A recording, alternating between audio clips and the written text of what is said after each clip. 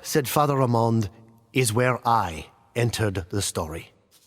The battle between Hun and Roman was fought at the end of June 451.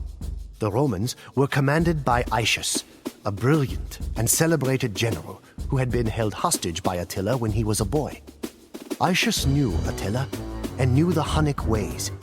Since he had returned to the Western Empire, Aetius had done more than any man to keep Rome alive throughout the period of barbarian invasions. His army was not large enough to face Attila alone, so Aetius convinced tribes of the Alans and Visigoths to ally with him. Even though these dubious allies had a common hatred of the Huns, it was still a remarkable achievement on Aetius' part to have drawn them into an effective military relationship. The Huns were eager for battle. Attila's shamans looked at the entrails of cattle and the color of sheep bones and prophesied that the Huns would meet defeat on the Catalonian fields. However, they also foresaw that the commander of the opposing force would be killed.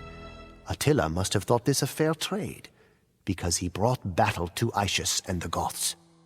Before blood was drawn, Attila stood before his assembled troops, clutching the sword of Mars in his fist. He told them, "It is a right of nature to glut the soul with vengeance. I shall hurl the first spear at the foe. If any man can stand at rest while Attila fights, he is a dead man." It was a catastrophic battle. One of the largest and greatest the world has ever seen. The stream was turned to a torrent by the rushing of blood. I pity those that were forced to slake their thirst from it. Cadavera vero innumera, the Romans said afterwards. Truly countless bodies. Perhaps 300,000 men were left dead on the Catalonian fields. It is said the ghosts of those killed continued to fight for several days.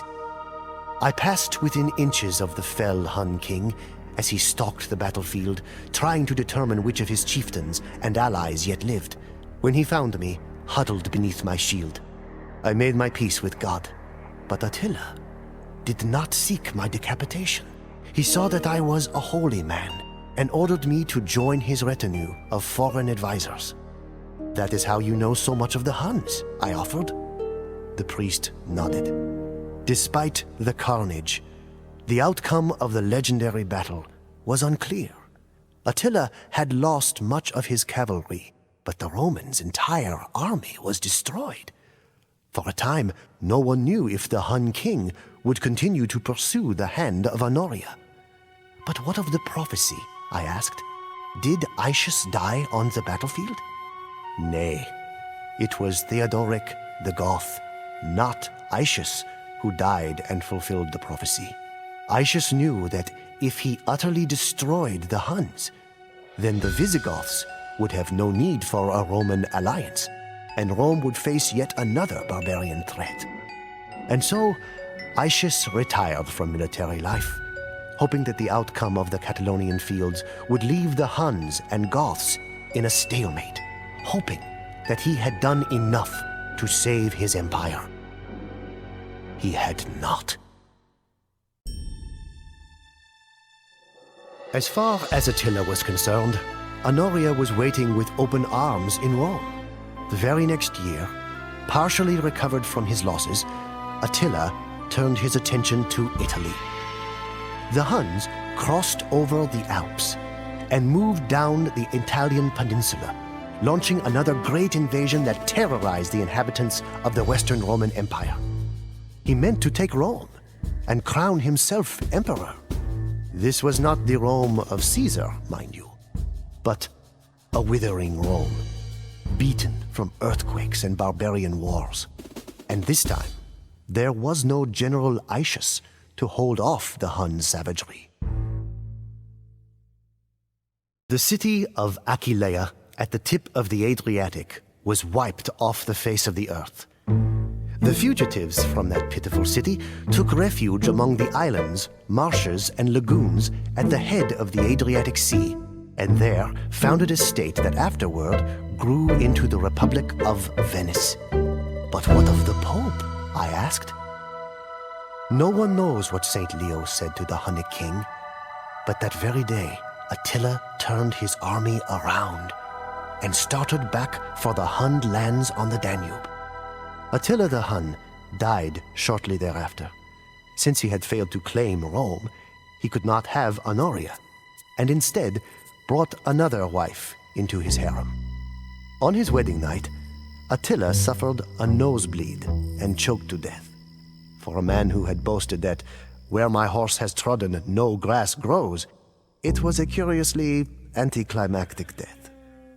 The Hunnic warriors cut their hair and gashed their faces so that the king should be lamented, not by tears of maidens, but by the blood of warriors. Attila's bloody reign of conquest lasted only 8 long years. Father Armand was silent for a long time. He glanced over at the head on a stake. A Hunnic trophy, he said. I think the man was a Visigoth. He died at the Battle of the Catalonian Fields. I keep it here, so that I may see it every day and remember. Remember what, Father? I asked him. The scent of a burning village, the sound of butchery, the way peasants would flee before the Hun riders, the way we would ride them down, the way it felt to conquer alongside Attila and the Huns. He leaned so close, I could feel his breath. Sometimes I miss it.